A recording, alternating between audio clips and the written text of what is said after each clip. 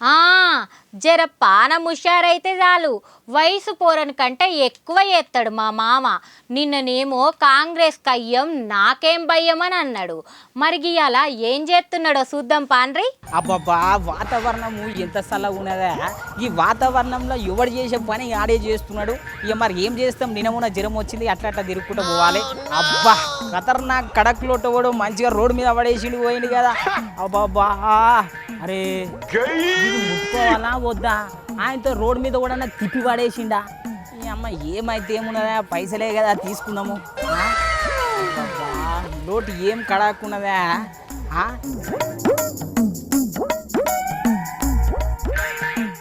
ఆగో మా మామ 20 రూపాయల నోటు పట్టుకొని చూస్తాండు. ఆయన గాంధీ తాత గిట్ల యాదికొచ్చిండా ఏంది? అరే ఎవడబ్బా ఈ లోటు, ఇంత మంచి లోటు కింద పడేసుకున్నాడు. ఎంత కడక్కున్నది లోటు.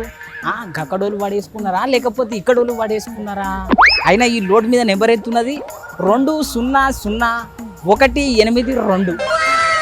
మా మామకు లోటు దొరికితే బంగారం దొరికినట్టే ఫీల్ అయిపోతున్నాడు కదా. ఒకసారి అటకా ఇద్దాము. ఓ మామా, ఓ మామా. అగో ఏమైంది పిల్ల గట్ల పిలుస్తున్నావు? పంచగుట్టేనా జరిగిందా? అంత మంచిగా ఉన్నది కొత్త పంచజినుగుడు కాదు ముసలోడా. గా 20 రూపాయల నోటు పట్టుకొని ఎందుకు గట్ల చూస్తున్నావు చెప్పు మొదలు. గీ 20 రూపాయల లోటు ముచ్చట్నా? గీ 20 రూపాయల లోటు ఎవరో పొదుగాల పడేసుకున్నారు పిల్ల. ఈ లోటు మీద గాలి ఇంటర్ అడ్రస్ లేకపోతే గల ఫోన్ నెంబర్ ఉంటుందేమో అని చూస్తున్నా.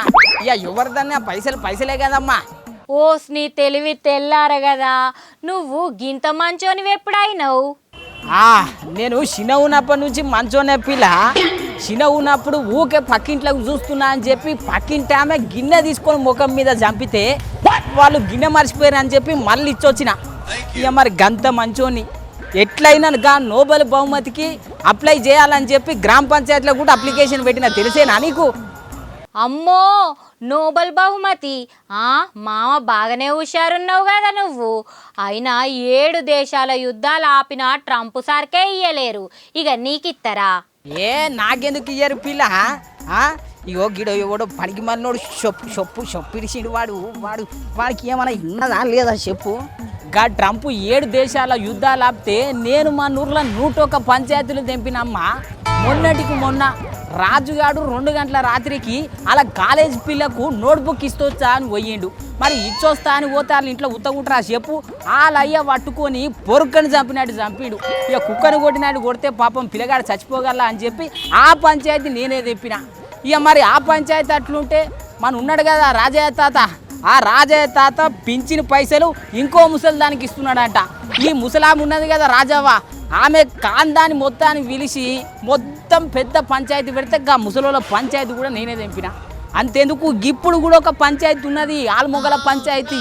ఇక అది కూడా తెప్పనీక పోతున్నా కానీ ఇక చెట్టు కింద కూర్చున్న జరసేపు. అమ్మో నువ్వు ఊర్లుంటే ఉట్టి పుణ్యానికి లొల్లిల్ పంచాయతీలు అవుతాయి నాయన. నువ్వు ముళ్ళమూట దర్దుకొని ఫస్ట్ పట్నం రా. పో పిల్ల పో. ఎక్కడ నాకు నోబెల్ బహుమతి వస్తే నేను ఫేమస్ అయ్యి గా బిగ్ బాస్లోకి పోతానేమో అని చెప్పి నీకు కుళ్ళు పుట్టుకున్నది. నువ్వు ఏం కుళ్ళు పుట్టుకున్నా నేను గా నోబెల్ బహుమతికి అప్లై చేసే తీరుతా. గ్రామ పంచాయతీలో పోయి అప్లికేషన్ పెట్టొస్తా. అక్కడ మళ్ళీ వేరే వాళ్ళు అప్లై చేసిరనుకో మళ్ళీ నాకు నోబెల్ బహుమతి రాదు నాయన. నేను జల్ది పోయి అప్లై చేసుకుంటా. ఆగో చూసిండ్రు కదా మా మామలొల్లి. మొన్న జ్వరం వచ్చిన సంధి గిట్లనే ఎత్తున్నాడు. నిల్వతానికన్నా పోయి చూపెట్టాలి. ఏం గాలి సోకిందో ఏమో పాపం ముసలోనికి.